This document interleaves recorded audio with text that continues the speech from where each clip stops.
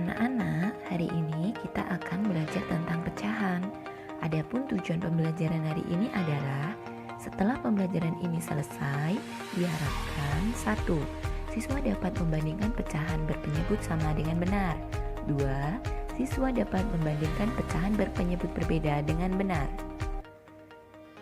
Masih ingatkah kalian? Dibaca berapakah pecahan ini? Iya, betul sekali. Ini dibaca 2/5. 2 disebut pembilang dan 5 disebut penyebut. Sebelum membandingkan pecahan, kita perlu mengenal tanda-tanda perbandingannya terlebih dahulu. Yang pertama adalah tanda seperti ini. Tanda ini dibaca lebih kecil. Tanda berikutnya seperti ini dibaca lebih besar, dan yang terakhir adalah tanda seperti ini dibaca sama dengan. Pertama, kita akan belajar membandingkan pecahan berpenyebut sama. Contohnya, bandingkan pecahan 2/6 dan 5/6. Kali ini kita coba membandingkan menggunakan gambar terlebih dulu ya. Pecahan 2/6 diumpamakan ada sebuah kue yang mau dipotong. Karena per 6, maka kue itu dibagi menjadi 6 bagian yang sama besar. Lalu 2 bagian dari kue itu diambil. Supaya membandingkannya mudah, pecahan 5/6 diumpamakan sebuah kue juga ya. Karena per 6, maka kue itu dibagi menjadi 6 bagian yang sama besar.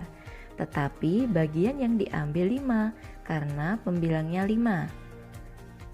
Nah, dari gambar sudah bisa dilihat bagian yang diambil yaitu yang berwarna oranye. Sebelah kiri lebih sedikit atau bagiannya lebih kecil dibanding sebelah kanan. Maka 2/6 lebih kecil daripada 5/6. Perlu diketahui juga, biasanya bagian tanda yang terbuka itu menghadap ke pecahan yang lebih besar ya. Sekarang kita mencoba membandingkan pecahan berpenyebut sama, tapi langsung ke soalnya. 2/6 titik-titik 5/6. Karena penyebutnya sudah sama, maka yang kita perhatikan cukup pembilangnya saja. 2 dan 5. Bila dibandingkan, sudah jelas tentu 2 lebih kecil dari 5. Maka 2/6 dibandingkan dengan 5/6, tanda yang tepat adalah lebih kecil. Jadi 2/6 lebih kecil dari 5/6. Yang kedua, kita akan belajar membandingkan pecahan berpenyebut berbeda. Contohnya, bandingkan pecahan 2/3 dan 2/4.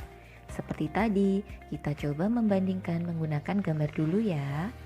Pecahan 2/3 diumpamakan ada sebuah kue yang mau dipotong. Karena penyebutnya 3 atau per 3, maka kue itu dibagi menjadi 3 bagian yang sama besar. Lalu, 2 dari 3 bagian itu diambil. Supaya membandingkannya mudah, pecahan 2/4 diumpamakan sebuah kue juga ya. Karena per 4, maka kue itu dibagi menjadi 4 bagian yang sama besar. Lalu yang diambil 2 dari 4 bagian kue tadi. Sekarang sudah bisa terlihat kan bagian kue mana yang diambil lebih banyak? Kue sebelah kiri lebih banyak atau bagian yang diambil lebih besar daripada yang kanan? Jadi 2/3 lebih besar daripada 2/4. Coba diperhatikan lagi, tanda yang terbuka ternyata sama seperti tadi, menghadap ke pecahan yang lebih besar. Selanjutnya, kita mencoba membandingkan pecahan berpenyebut berbeda, tapi langsung ke soal ya.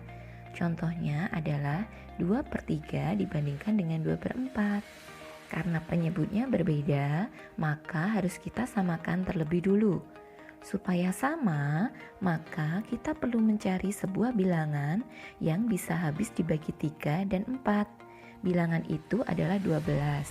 Maka supaya penyebutnya bisa 12, pecahan 2/3, angka 3 harus dikali dengan 4. Karena yang bawah dikali 4, maka yang atas juga dikali 4. Pecahan 2/4 supaya penyebutnya bisa 12, maka angka 4 harus dikali 3.